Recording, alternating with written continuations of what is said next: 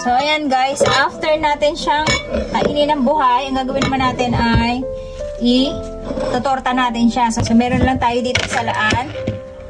Ayan, sala natin siya dito. Konti na lang yung buhay actually dahil nakalipas na yung 5 oras. So, ayan guys, buhay na buhay pa rin sila.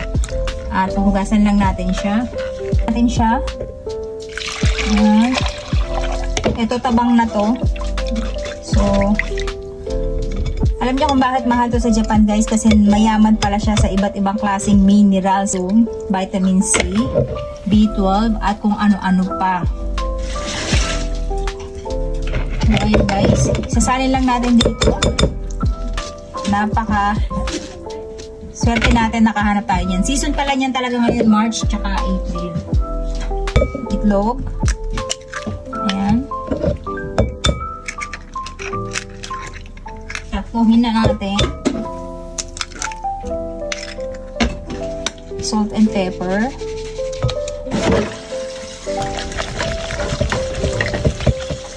Lagbagan natin yung salt and pepper natin.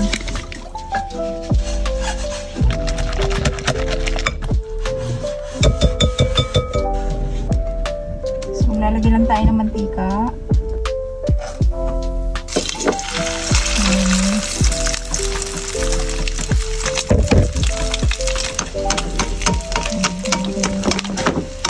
Alam nyo guys, nakaka-guilty. Kaso ganun talaga. Kaya magpasalamat na lang tayo sa mga buhay na inaalay kapag ganitong pagkain.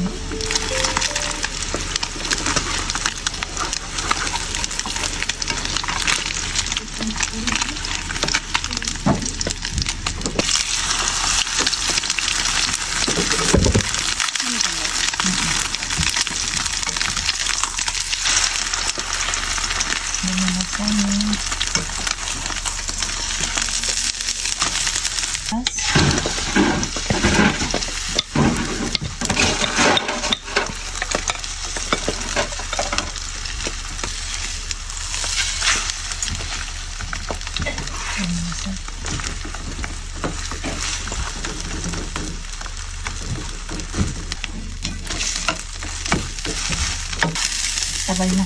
Then guys, tikman natin yung ginawa natin. Para siyang pancake. Ang sarap ang kanin. Ang sarap niya guys. Bagay na bagay siya sa kanin. Tapos yung isda niya lasang lasa. Para din lasang dilis.